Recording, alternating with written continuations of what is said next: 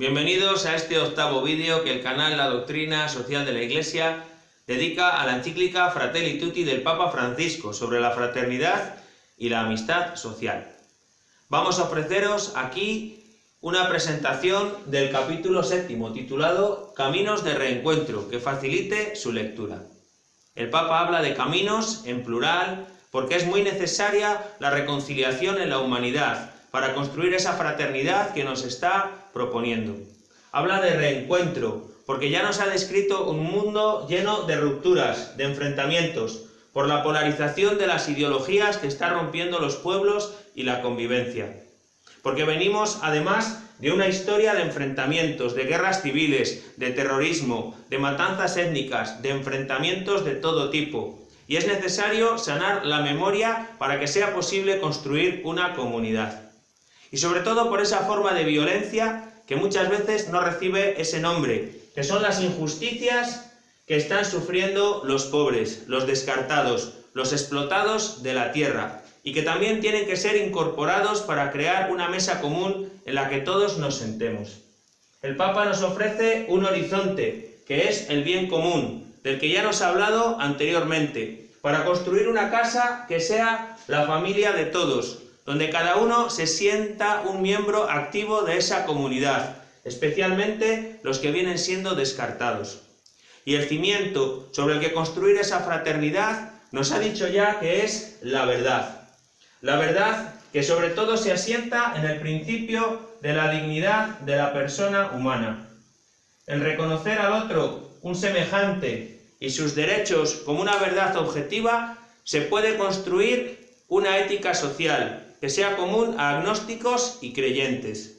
Pero además, el Papa nos habla aquí de la verdad de la historia, porque es necesario saber qué es lo que ha sucedido y tener una mirada justa sobre los conflictos del pasado para poder sanar las heridas.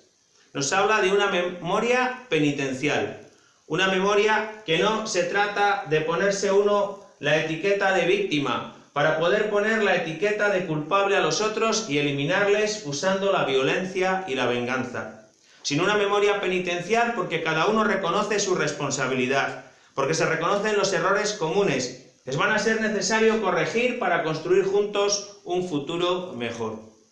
El Papa nos ha ofrecido que para llegar a ese horizonte, sobre esta base de la verdad, el camino es el diálogo, al que dedicó el capítulo anterior. Y cuando habla de diálogo, habla de encuentro sincero y verdadero entre las personas y entre los grupos. No nos está hablando de una diplomacia vacía, con declaraciones y documentos grandilocuentes que en realidad lo que están haciendo es disfrazar la realidad y ocultar las responsabilidades que tienen los poderosos en la opresión de los débiles. El Papa nos habla de un diálogo que tiene como corazón el perdón. El perdón que es el centro del mensaje de Cristo, que nos enseña en el Evangelio a perdonar 70 veces 7. Cristo que siempre ha ofrecido este camino de misericordia, aunque a veces algunas de sus palabras se manipulan para justificar la violencia por parte de los cristianos. Cristo que frente al poder ofrece el servicio, frente al tener y al acumular llama a compartir, y frente al centrarse en el propio grupo llama a una fraternidad abierta para todos. El perdón es el corazón del diálogo para reconstruir una comunidad, para crear una fraternidad. Pero nos recuerda el Papa que el perdón incluye la justicia. No se puede imponer el perdón. El perdón no puede ser impuesto por una ley de memoria que obligue a perdonar a las víctimas. El perdón tiene que ser un don gratuito después de que se hayan aclarado las responsabilidades de las injusticias cometidas.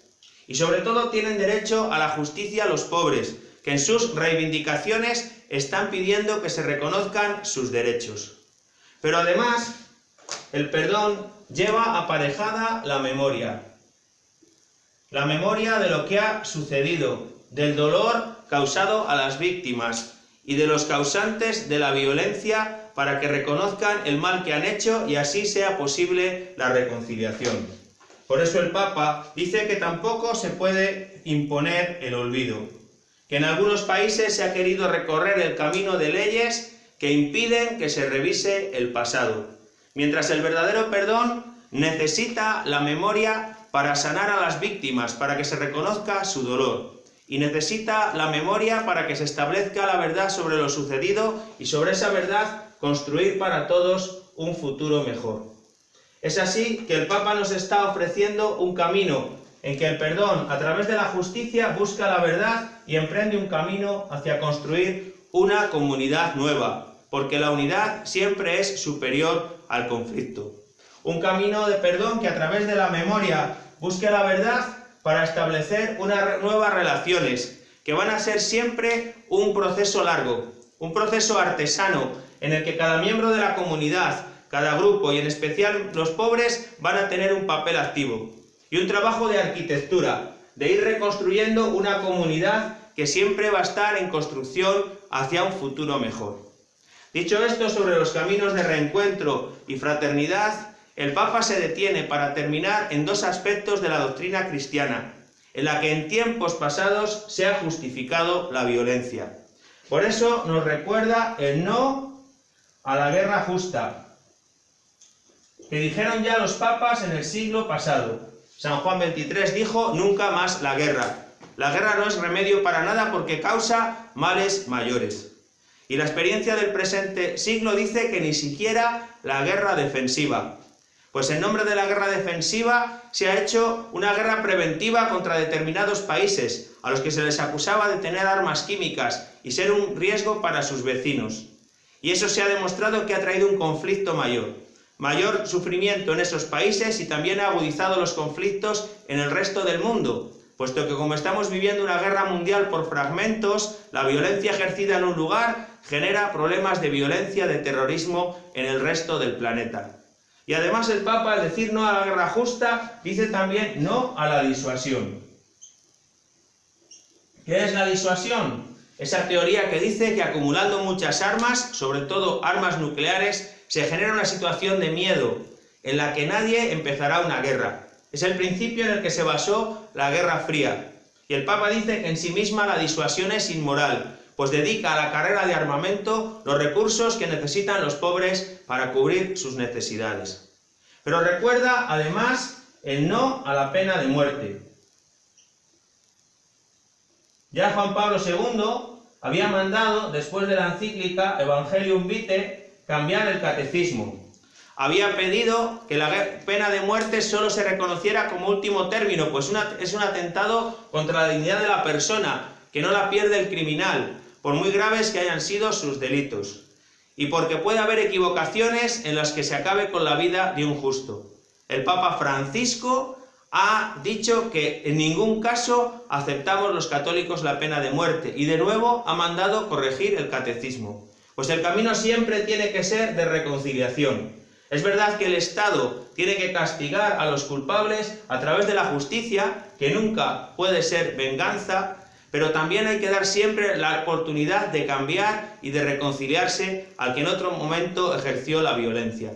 Esta es la propuesta que nos hace el Papa en este capítulo 7. En el último terminará la encíclica hablándonos del papel de las religiones para construir la fraternidad.